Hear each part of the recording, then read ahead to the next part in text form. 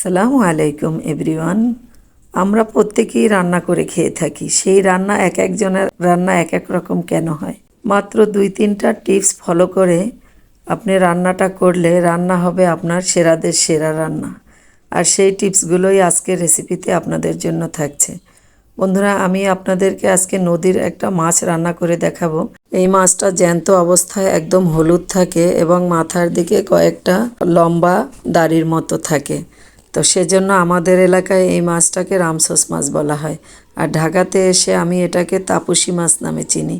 তো বন্ধুরা, মাছগুলো ধুয়ে পরিষ্কার করে আমি গ্রাম থেকে নিয়ে এসেছি। আমার ভাইয়ের বউ মাছগুলোকে সুন্দর করে ধুয়ে কেটে পরিষ্কার করে দিয়েছে। তো আমি আবারও লবণ দিয়ে ভালো করে ধুয়ে নিয়েছি এবং দেখতেই পাচ্ছেন মাছগুলোর মধ্যে কিন্তু বেশ ডিম রয়েছে। তো প্রথমেই 1 চা চামচ লবণ, 1 চা চামচ হলুদের গুঁড়া, 1 চা চামচ মরিচের গুঁড়া দিয়ে দিলাম। এখন মাছটার সাথে এই মশলাগুলোকে ভালোভাবে একটু ম্যারিনেট করে নেব। অনেকেই মাছের সাথে হলুদ এবং লবণ দিয়ে ম্যারিনেট করে ভাজেন, তবে মরিচের গুঁড়া অ্যাড করে দেখবেন ভাজার সময় সুন্দর একটা অ্যারোমা ছড়ায় এবং মাছ খেতেও অনেক সুস্বাদু হয়। তো বন্ধুরা, একটা ফ্রাই প্যান চুলায় দিয়ে গরম করে আমি পরিমাণ মতো সরিষার তেল দিয়ে দিলাম। তেলটা গরম করে নিয়ে এখন মাছগুলোকে একে একে ছেড়ে দিলাম। বন্ধুরা, এই মাছটা কিন্তু বেশ নরম আর ভিতরে শুধু একটা কাটা। আমার কাছে খুবই পছন্দনীয় একটি মাছ, তাই আপনাদের সাথে শেয়ার করছি। তবে এই রান্নার ভিতরে অনেক টিপস থাকবে, আশা করি স্কিপ না করে রেসিপিটা সম্পূর্ণ দেখবেন। মাছের এক সাইড ভাজা হয়ে গেলে উল্টিয়ে দিচ্ছি খুবই আলতো হাতে। তো 2 সাইডই আমার ভাজা হয়ে গেছে। এখন মাছগুলোকে তুলে নিচ্ছি। তো বন্ধুরা, যারা আমার চ্যানেলটাকে সাবস্ক্রাইব করে আমার সাথে রয়েছেন তাদেরকে অনেক অনেক ভালোবাসা। তো দেখতেই পাচ্ছেন মাছগুলো ভাজা হয়ে গেছে। এখন কড়াইয়ে অবশিষ্ট তেলের মধ্যে আরও কিছু তেল অ্যাড করে দিলাম। আর এখানে দিয়ে দিলাম 1 কাপেরও একটু বেশি পেঁয়াজ কুচি।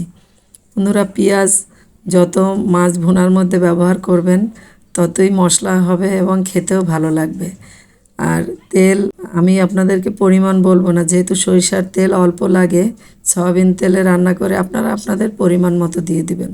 তো পেঁয়াজটা একটু নরম হওয়ার পরে আমি এখানে 1 চা চামচের মতো রসুন বাটা এবং 2 টেবিল চামচের মতো পেঁয়াজ বাটা দিয়ে দিলাম। এটাকে একটু ভালোভাবে ভেজে নিয়ে পেঁয়াজের গন্ধটা দূর করে নিলাম। এখন ম্যারিনেট করা বাটির মধ্যে পানি দিয়ে 1 কাপের মতো পানি দিয়ে দিলাম। 1 চা চামচের একটু কম হলুদের গুঁড়া, 2 চা চামচ মরিচের গুঁড়া, 1 চা চামচের 3 ভাগের 1 ভাগ দিয়ে দিলাম লবণ। লবণটা মশলার জন্য দিয়েছি, মাছের সাথে আগেই লবণ অ্যাড করা হয়েছে। এখন এই মশলাটাকে ভালোভাবে কষিয়ে নেব। মশলার সঠিক ব্যবহার আর এই কষানোর উপরই নির্ভর করে আপনার রান্নার স্বাদ। এই যে আমি মশলাটা কষাচ্ছি, দেখুন একদম ফ্রাই প্যানের সাথে কিন্তু লেগে লেগে যাচ্ছে, তারপর আমি কষিয়ে নিয়েছি। এরকম করে মশলা কষালে আপনার রান্না অবশ্যই স্বাদের হবে। এখন দেখুন মাছটা আমি এই মশলার মধ্যেই ছেড়ে দিলাম। এতে করে এই পানিটা দেওয়ার পরে এই যে মশলার যে সুগন্ধটা মাছের মধ্যেই প্রবেশ করবে, তা না হলে কিন্তু এটা বাষ্প হয়ে উড়ে যেত। শুধু মশলা দিতে পারলেই যে তরকারির স্বাদ হয় তা না, কিছু কিছু মাছ রয়েছে বা তরকারি রয়েছে আদা ব্যবহার করা যায় না। যেমন ধরুন এই মাছটার মধ্যে কিন্তু আমি আদা ব্যবহার করিনি। এটার মধ্যে আদা ব্যবহার করলে এর স্বাদ নষ্ট হয়ে যেত। তো বন্ধুরা, মাছগুলোকে একটু আলগা আলগা করে ছাড়িয়ে দিচ্ছি। আমি 2 কাপের মতো পানি দিয়েছি, এতেই আমার রান্নাটা কমপ্লিট হয়ে যাবে।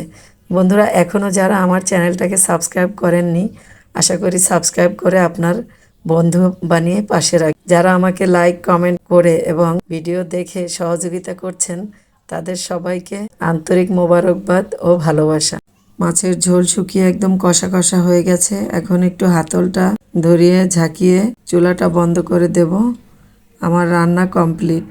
এরকম মাছ রান্না করে খেয়ে দেখবেন, অত্যন্ত সুস্বাদু হয়। তো কেমন হয়েছে অবশ্যই কমেন্ট করে জানাতে ভুলবেন না।